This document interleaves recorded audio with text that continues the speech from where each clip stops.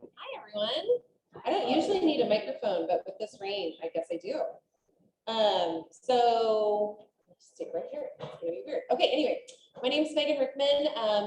Jennifer Warren had asked me to come. Today was her day to provide a speaker for you all. And so she is in lovely Napa, California. Very jealous, but she had asked me to come and provide you with a little update. So I am currently contracted to the city of Edwardsville to complete the city's first bicycle and pedestrian master plan. And that might seem sort of strange that this is the first, okay, how do I, next page, down arrow, I tried that. Technology is not my friend.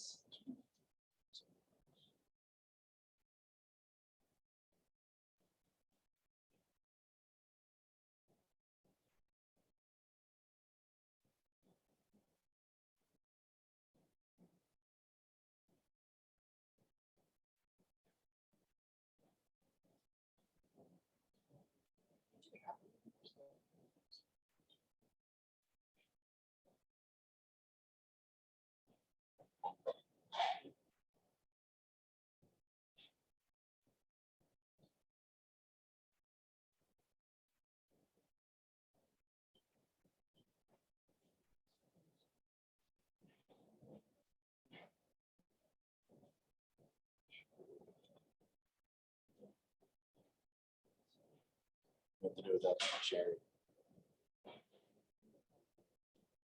You can just send it to them after. Is that okay? Oh, you're right. Okay. Okay. Anyway, I don't like silence, so I'm going to keep talking. So it might seem a little bit odd that the city of Edwardsville doesn't currently have a bicycle and pedestrian master plan. You know, there's 20+ miles of bike trails here in Edwardsville, most of which are thanks to the Madison County Transit System, and they are managed totally by MCT and not by the city of Edwardsville. But the city has definitely done a lot of work over the last couple of years to expand that system and to connect into that system to make it more part of the fabric of the city of Edwardsville.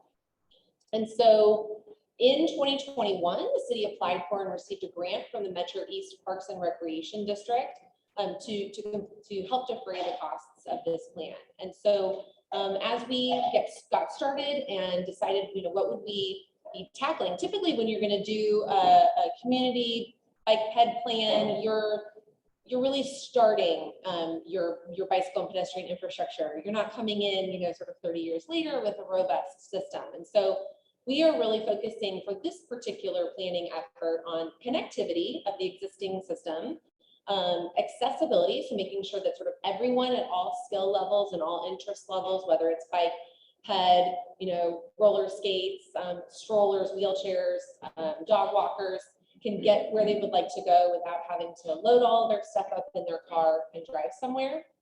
And then safety. We want to make sure that the facilities are safe for all of those users. So those are our 3 areas of focus for this particular planning effort.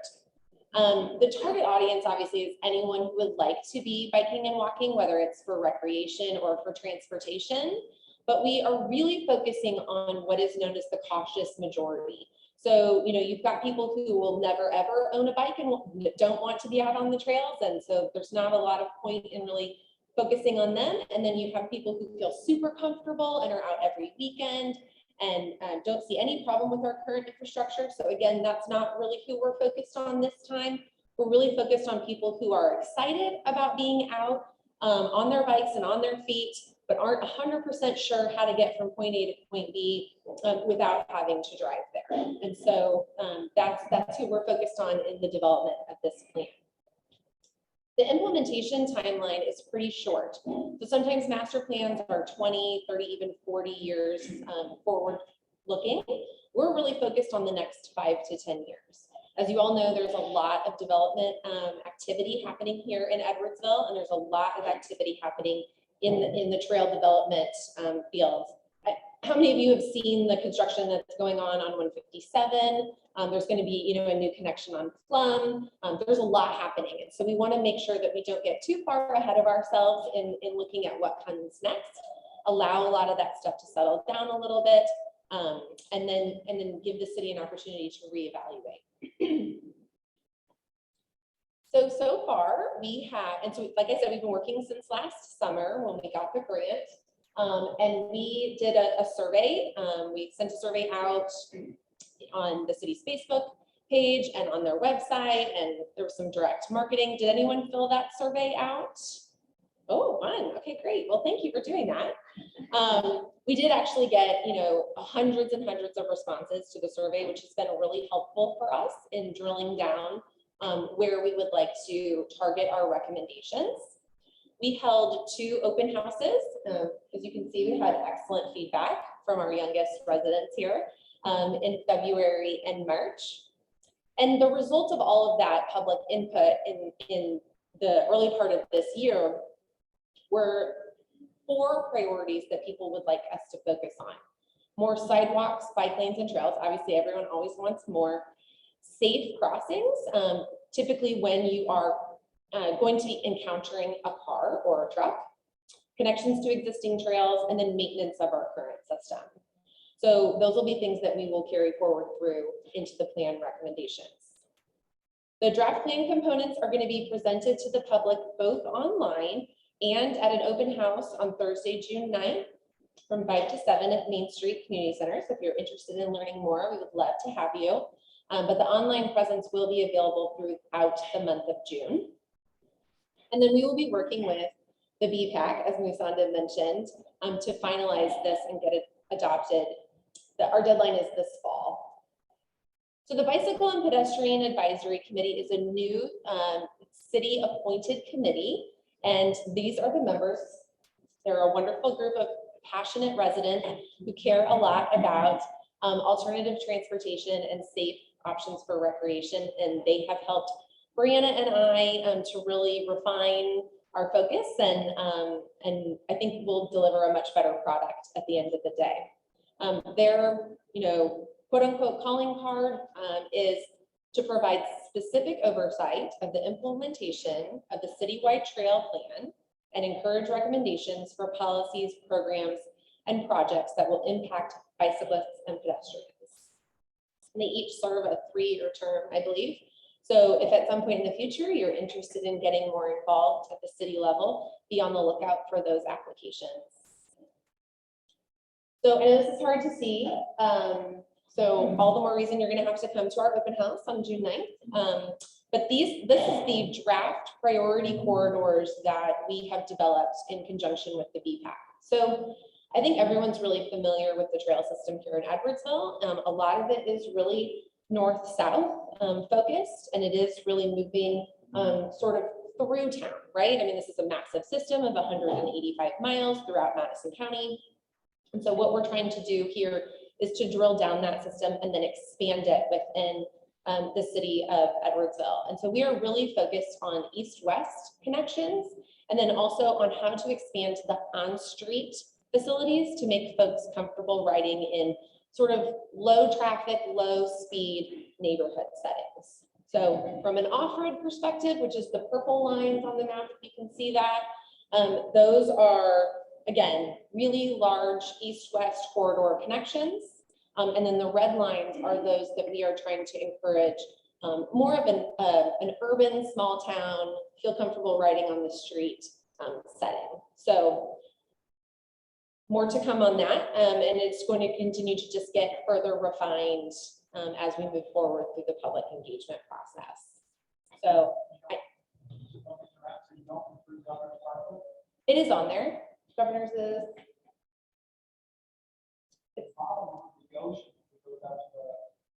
Yeah, and the Governor's is the one above it. That's correct. That's correct. And there's a number of reasons for that.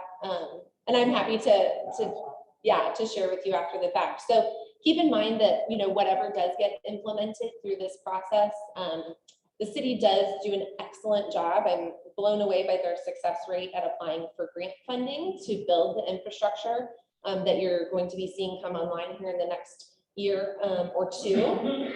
But there is a significant maintenance cost associated with those that is typically not covered by grant funding. And so we need to be, you know, I and the team that I'm working with at the city also need to be cognizant of what we're recommending so that we don't saddle the city with a huge maintenance cost in the future. So like I said, this is very targeted recommendations, 5 to 10 years. It would be wonderful if the next iteration, you know, had more expansion, and I expect that it would.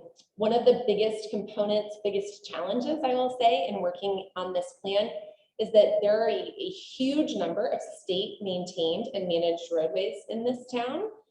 Typically, when I am working with a small community, you know, you start with your main street and you expand from there. You want to make sure you connect your schools and your places of business and your historic districts and things that people, destinations that people want to get to by foot or bike. The fact that 3 major state highways meet in your main street, you know, your very core of your town is 143, 157, and 159. And that does make things incredibly difficult because we have to maintain them as truck routes, and you know, they serve a purpose in that way as well. So I know this is a lot. I'm gonna have one more slide and then I'll open it up for questions. But our next steps are to determine specifically the facility type. So really to drill down and decide, does this corridor deserve and need a trail, or can we, you know, really, is it really okay to just expand the sidewalk system and put some markings on the street? What are the cost implications of those recommendations? We're really interested in getting people's feedback on this next round of public engagement on amenities. You know, what is really important to you when you're out there? Is it benches and trees, or is it drinking fountains and bike repair stations? And then also on signage. We'll be doing some visual preference surveys for people to help us determine what wayfinding and confirmation signage makes them feel most comfortable when they're out riding. Brianna and I will be working on some draft policy recommendations that will help sort of guide future development. And then the plan will need city council approval prior to adoption. So there'll be lots of opportunities for people to review and provide feedback in the coming months. So I know that's a lot. We left time for questions. Brianna is here with me today. She's a planner with the city of Edwardsville. And we would love to answer any questions you have about the master plan. Yeah. Is this all coordinated closely with MCT? Yes. Yeah. Do So they have inputs at all times, or is it just once or twice that they look at it? So Madison County Transit has, you know, because their district encompasses lots of municipal jurisdictions, they have a standard way of sort of phrasing the way that they would like communities to interact with their facilities. So they want Edwardsville and Glen Carbon and Marine and everybody to build off of their system, but they also don't necessarily want the communities to tell them how to do their job. And so we have to be really careful that when you leave the Madison County Transit system and you enter onto the Edwardsville Trail system, that it feels as seamless as possible. They are absolutely wonderful to work with when it comes to like designing the actual infrastructure joint, you know, when you join one trail to the other. And then they've also been really great about strategizing with us about highest and best priority projects. Does that make sense? So it's not really a two-way street, more or less. Well, I think it's because their district is so much larger. And so the responsibility really falls to each individual municipality to expand that system.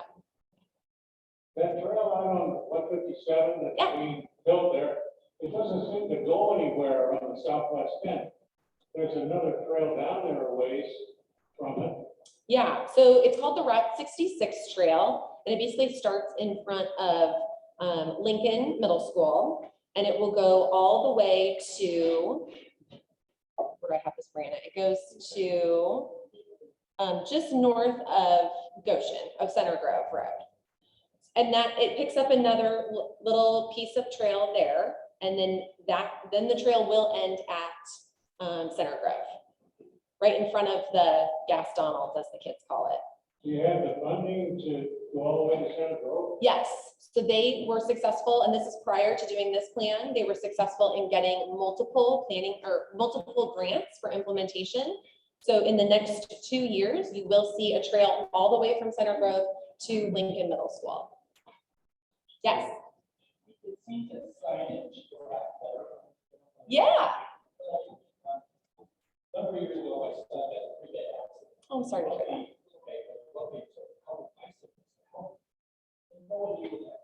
Yes. Where you at? And a mile stretch, long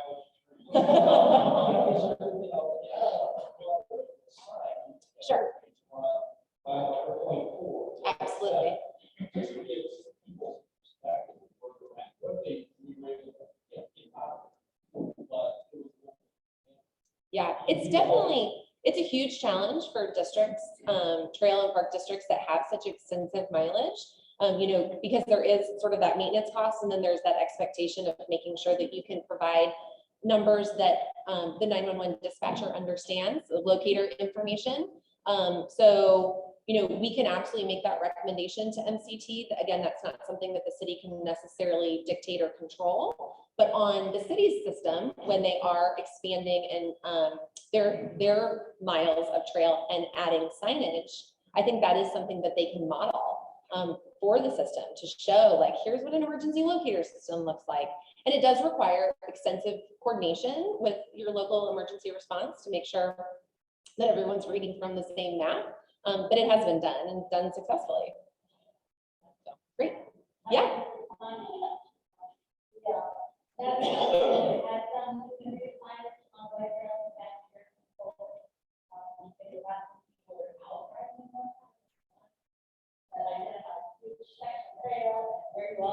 I walk, I'll see like you'll get overpass right here at the trail. Yeah, a couple miles.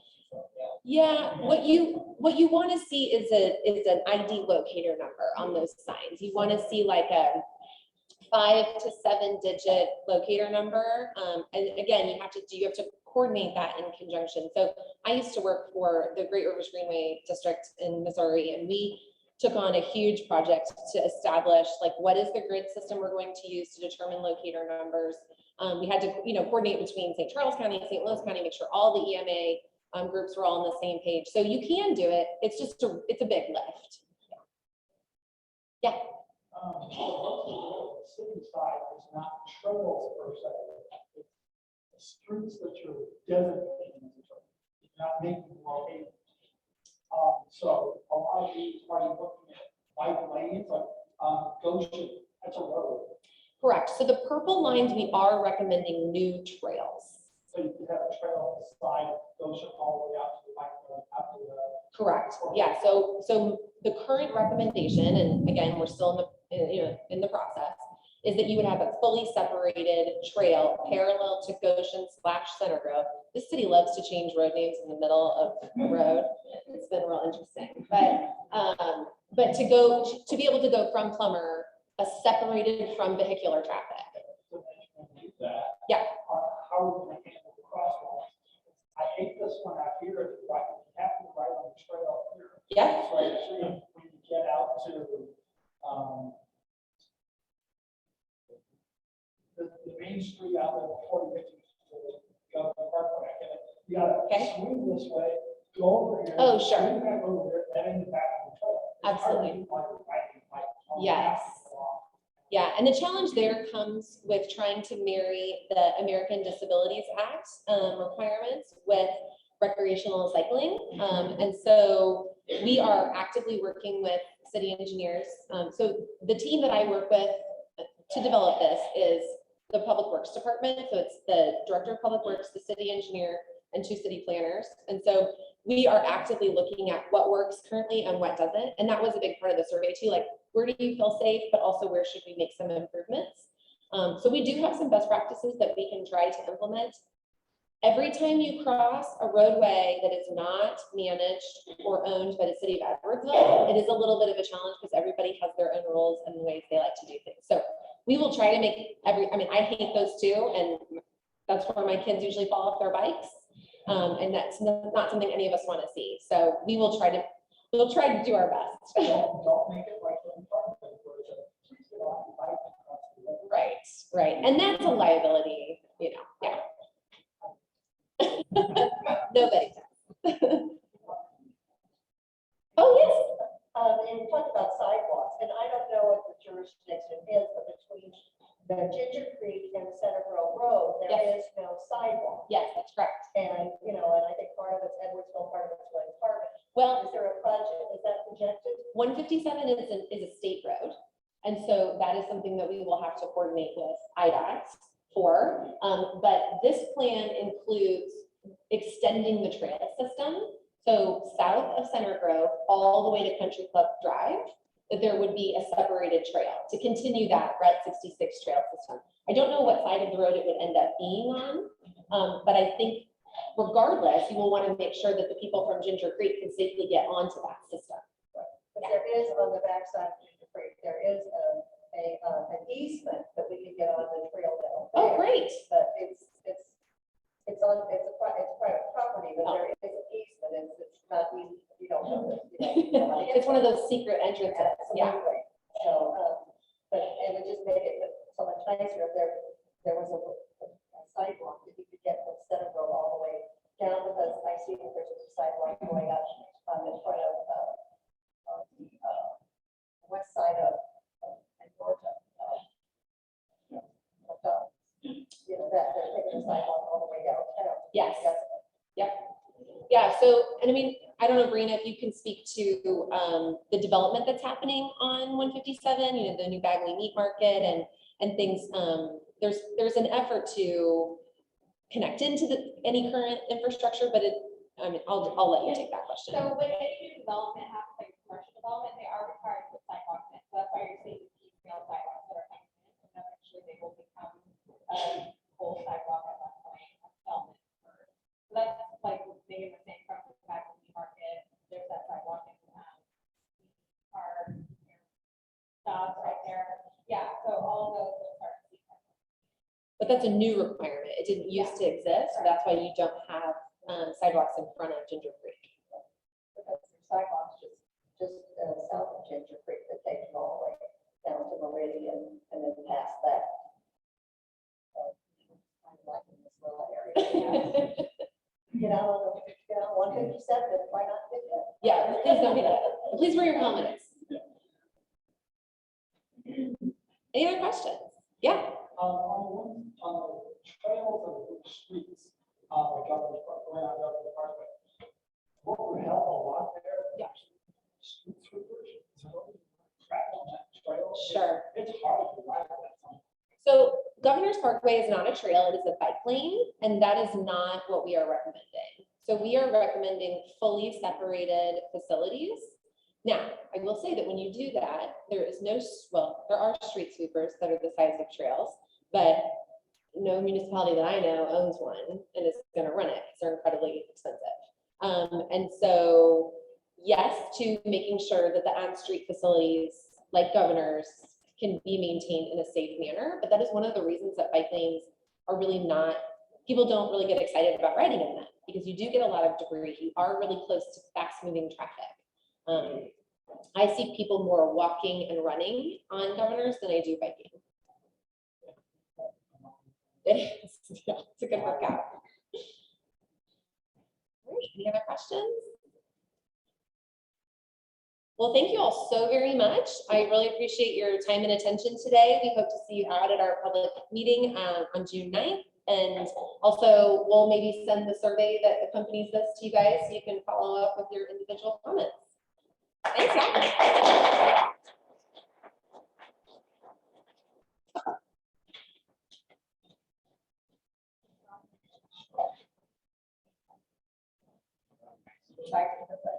Thank you for that presentation, Megan. We appreciate your being here at the time that you spent for us. On behalf of Home Nursery and Sasaki family, I'd like you to have today's send, please.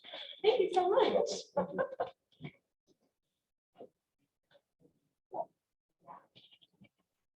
Well, they're pulling tickets for 50/50. Let's go over it next week. Jennifer Warren will be here. She's going to have the presentation next week. Rich Walker had the invitation.